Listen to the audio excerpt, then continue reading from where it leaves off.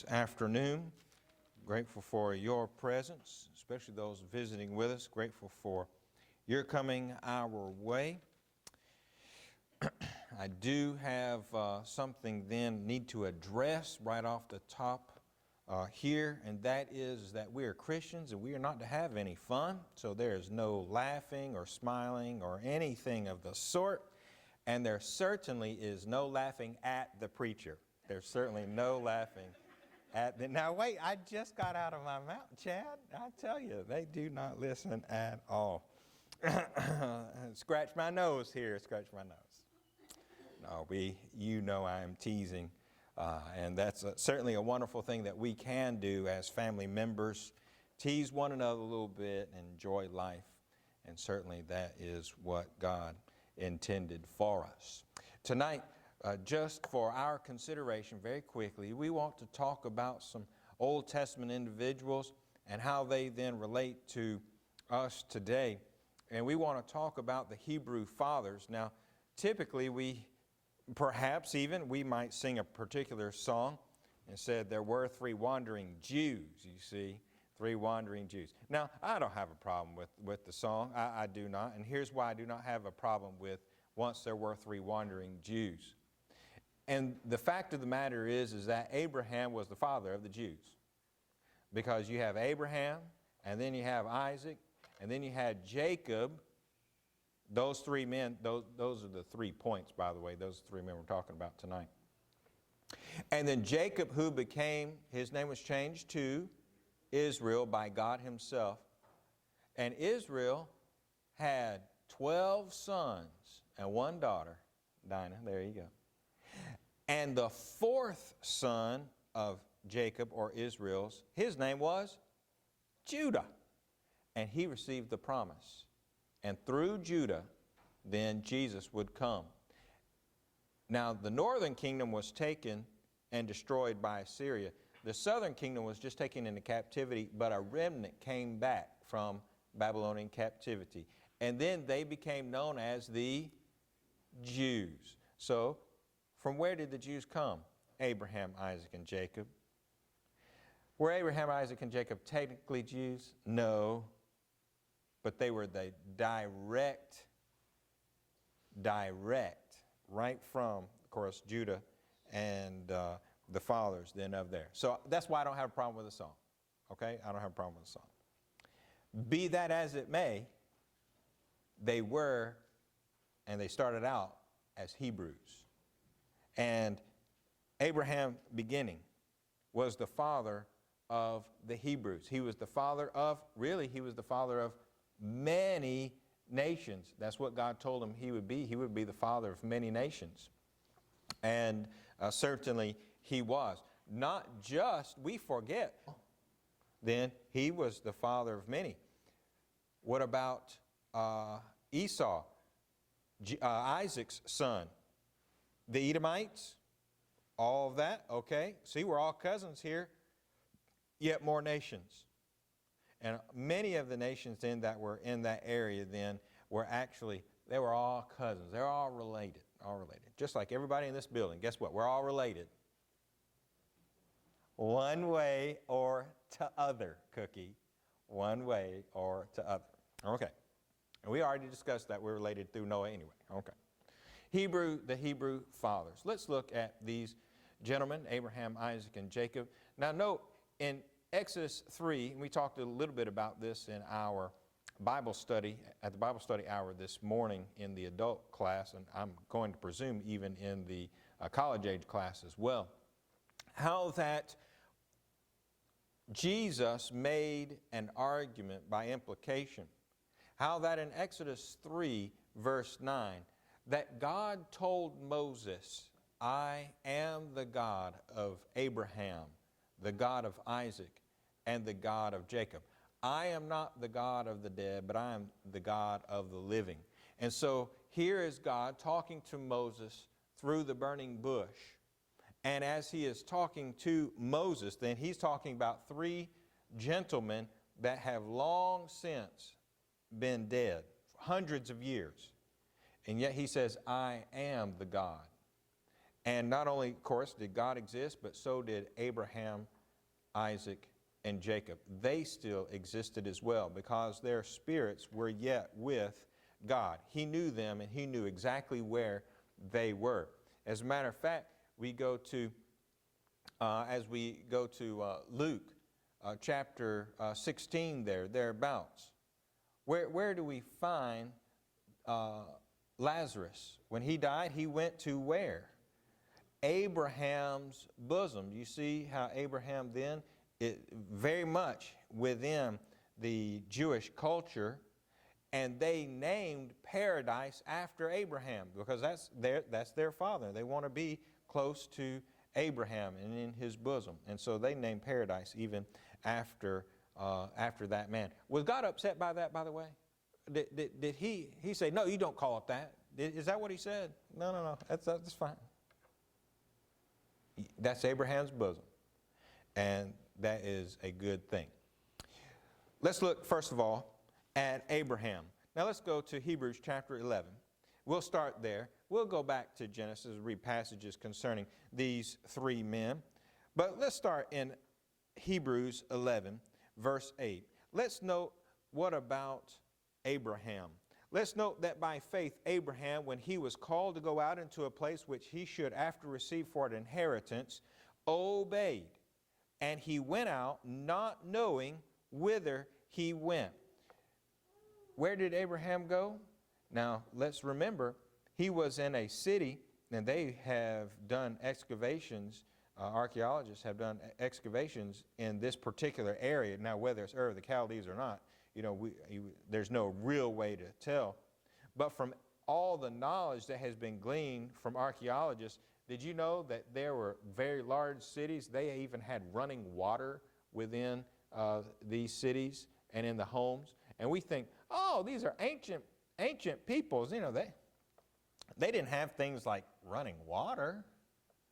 Oh, yes, they did. Yes, they did. These folks were smart, intelligent. Now, they might have used lead pipes. That wasn't too smart.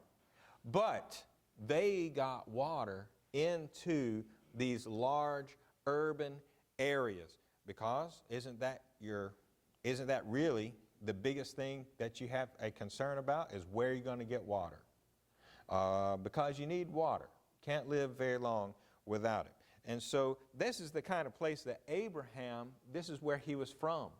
And by the way, he had been living in Ur for about 75 years. So this is not a young man we're talking about. This is a mature individual, a married man with, even though he did not have children of his own, yet he still had a large family. Certainly Lot was with him and all of Lot's family.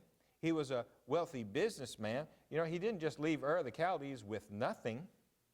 God took care of him. And so when we come to Hebrews 11, verse 8, God said, Abram at the time, of course, Abram, I want you to pick up and I want you to leave your home. And I want you to go to a place, I haven't told you where it is yet. And after you are dead, your family will inherit it. Not you. As a matter of fact, your son, he's going to be dwelling in tents too. And your grandson, yeah, he's going to be dwelling in tents too. And your great-grandson probably be a slave in another country. And his son and his son and his son. But eventually, your children are going to inherit that land. You know what Abram did? The very next morning, all of his stuff was packed and he was headed out. When are we going to have faith like Abraham? Why is he in Hebrews 11? Because when God said, I want you to pick up and move and go somewhere because I said so. I think I've heard that one before. He did it. And he did it to the best of his ability. And so he went in order to dwell in tents. Abraham then continued his journey of faith again, 75 years old, up thereabouts, when he left Ur of the Chaldees. And some 25 years later, even though Genesis 12, verses 1 through 3, God had told Abram to get out from his family and from his city and to go dwell in this particular land, that he was going to be a blessing. God also said, of your seed, all nations of the earth will be blessed. And the problem was, 25 years after he had left Ur of the Chaldees, there still was not a legitimate heir. Now, he and Hagar, of course, did have Ishmael. But he and Sarah still were childless. And Abraham's thinking, what's going on here? And then God came to him and Sarah and said, this time next year you will have a son through her. Now fast forward about 13 years. And we come to Genesis 22, verse 5. And in Genesis 22, God says, Abraham, I want you to take Isaac, your only son. And this always gets me, the son whom you love. And I want you to offer him as a sacrifice unto me. No doubt, this was a great test of the faith of Abraham. And then, what did he do? Early the next morning, he was packed and ready to go. Ready to do what God says to do. And Abraham, as they journeyed, about 3 days' journey, by the way, he said unto his young men, abide ye here with the ass, and I and the lad will go yonder and worship and come again to you. Do you hear the faith there of Abraham? He said, look, he already knew that he was supposed to offer his son, his only son, whom he loved, as a sacrifice to God. He did not know how this was all going to take place. He didn't know how it was going to work out. What he did know is that God made him a promise of your seed. And he knew Isaac was the seed, by the way. Through your seed shall all the families of the earth be blessed. And so he knew, however it was going to happen, that Isaac was going to return with him home. That was the kind of faith that Abraham had. He even offered up his only son as a sacrifice. Now go back just a couple of chapters here to Genesis 18. Why was Abraham chosen? Why was Noah chosen? In his generation, go back to Genesis in your minds, not in your Bibles, but in your minds, back to Genesis 6, verse 8. What happened to Noah? And Noah found grace in the eyes of the Lord. We talked about Noah last week, or a week before last, I guess it was. He found grace in the eyes of God. Why? Because he was going to do everything that God told him to do. Well, guess what we find in Genesis 18, here in verse 19? Really, the exact same sentiment. Read with me here. He says, for I know him. God knew Abraham. Do you think he knew Noah as well? Yes, he did.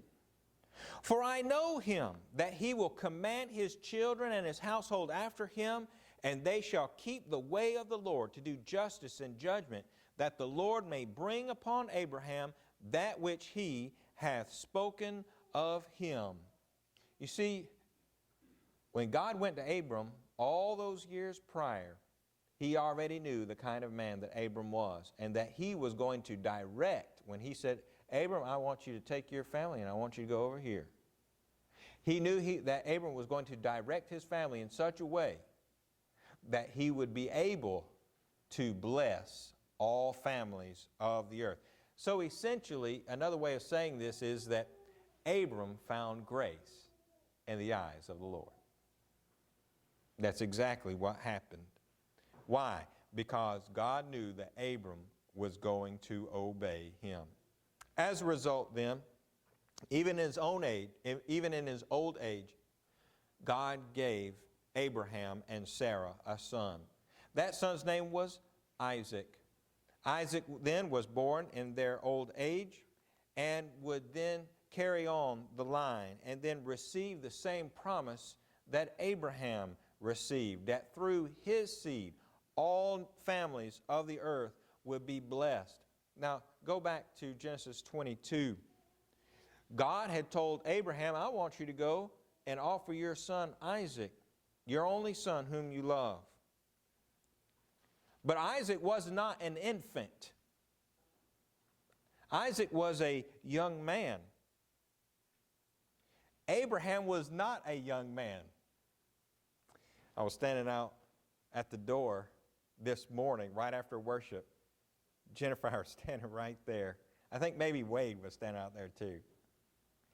And here comes little Maddie right out there. She's got a little energy in her, you know. And these little ones, they get wheels and they use them. And you can't catch them because they've got wheels and energy. And we're old and we don't. That time's long past. Now think about it. Here's a young man, 12 or 13. How old is Abraham at this point? He's about 113 years old. Now, I don't know how that translates into our time today. I don't know if that's equal to 45 or 65 or 113. I don't know. But I know this. If Isaac had wanted to outrun his dad, he would have. I know that. And you do too. And yet, what did Isaac do? He obeyed his father and he laid down on the altar. And he allowed his father to bind him. And he allowed his father to raise the knife up above him. Isn't that something? They came to the place which God had told him of, and Abraham built an altar there. He laid the wood in order, bound Isaac his son, and laid him on the altar upon the wood. And the angel of the Lord had to, of course, stay his hand as that knife was in the air ready to take Isaac's life. You see, it took a great deal of faith for Isaac to be there and do as his father asked him as well. What has been the downfall of many a man? Go ahead. Go ahead, answer the question. What has been the downfall of many a man? A woman. Is that true or not? I didn't say every man. I said many a man, by the way.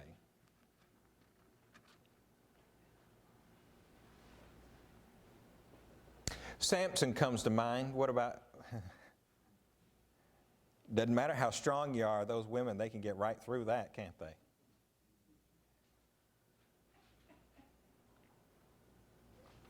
Here's where Isaac then departs. And Solomon comes to mind too, by the way.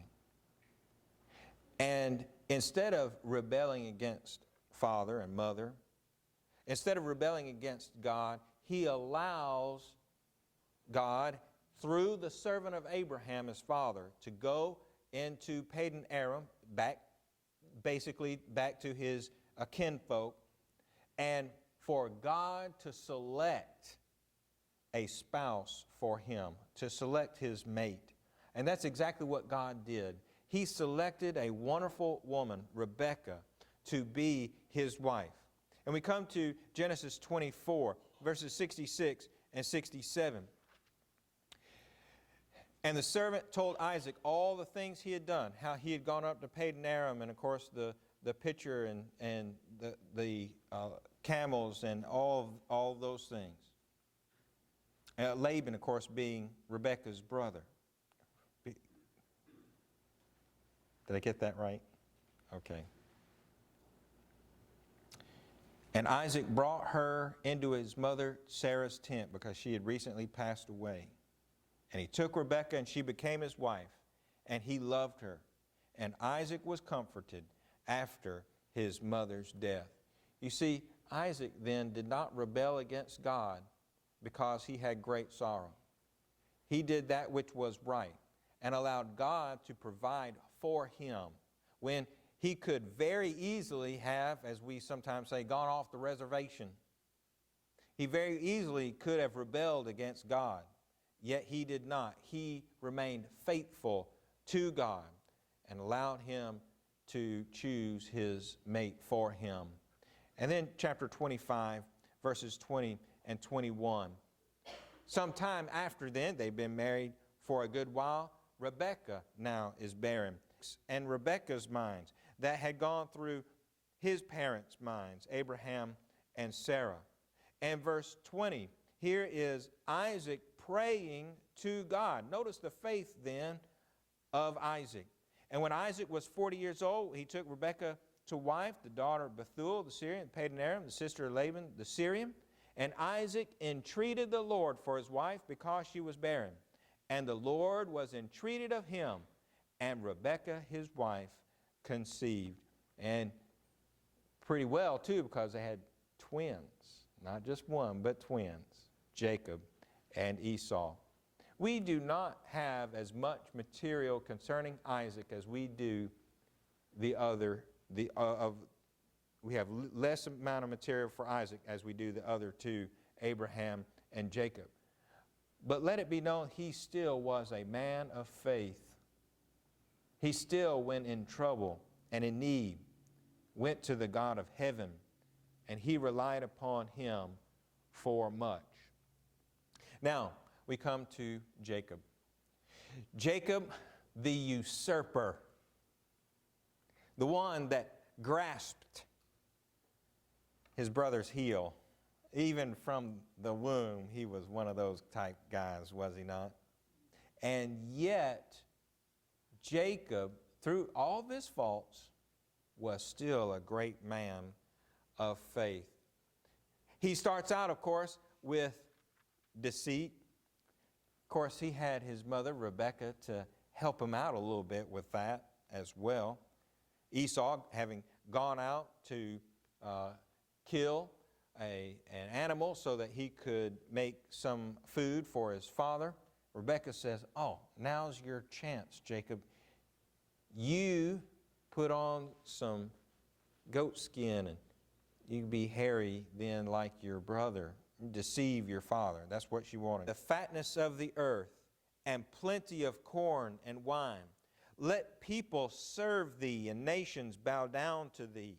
Be Lord over thy brethren, and let thy mother's sons bow down to thee. Cursed be everyone that curseth thee, and blessed be he that blesseth thee. Oh, here's the blessing of Isaac to Jacob, even though Isaac thought that he was blessing his son Esau. But he still received this, and God then acknowledged this blessing. He acknowledged this blessing as it was given. Then we come to a very interesting account. Jacob was about to meet Esau, his brother, after many years being away. Jacob then, of course, served Laban 14 years to essentially get one wife, but he got a 2-for-1 there, I guess you could say. Rachel and then Leah and then Rachel. After that 14 years was up, it was time for Jacob to leave, and now he's meeting his brother Esau, whom he stole the birthright. He did not know what was going to take place, so he put all of Leah's family in the front, and he put Rachel's family in the back, you see. Nice guy, right? Nice guy. As he was waiting at night for that meeting, which actually wound up turning out much better for him than he anticipated, an unusual thing occurred. God showed up and talked to him. not just showed up and talked to him, but he wrestled with God. That's an unusual occurrence. Can you imagine physically fighting with God? And I believe that this person was Jesus the Christ. That's what I personally believe. I believe that Jesus, the Word, came in physical form. This was not just an angel. This was a person of deity that Jacob was wrestling with. Let's read verses 25 through 28. Well, let's go verse 24 first, down to verse 28. And Jacob was left alone, and there wrestled a man with him until the breaking of day. And when he saw that he prevailed not against him, he touched the hollow of his thigh, and the hollow of Jacob's thigh was out of joint, and as he wrestled with him. And he said, let me go, for the day breaketh. This is Jesus saying, let me go. It's time for me to go do other things. And Jacob said, I will not let thee go, except thou bless me. And he said unto him, what is thy name? And he said, Jacob. And he said, thy name shall be called no more Jacob, but Israel. For as a prince hast thou power with God and with men, and hast prevailed. Isn't that something? He wrestled with God. He didn't win, but he didn't lose either. It was a draw. What kind of a man do you think could fight God and have a draw? Jacob was many things. He messed up a lot. He sinned a lot.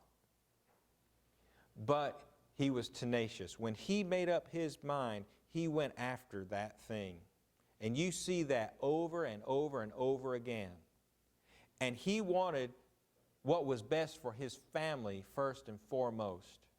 And he saw that God could help him then get all of those things. He met this man. He didn't know who he was, but he was not going to get in the way of his family. And so he wrestled with him. He said, I can't let you go except you bless me. And he changed his name to Israel. Now, who has the authority to do that? God had the authority to do that, and he did. And now we call all those people not children of Jacob, do we? But because of this occasion, we call them children of Israel. And then Hebrews 11, verse 21, Jacob, much like his own father, Isaac, went in to bless.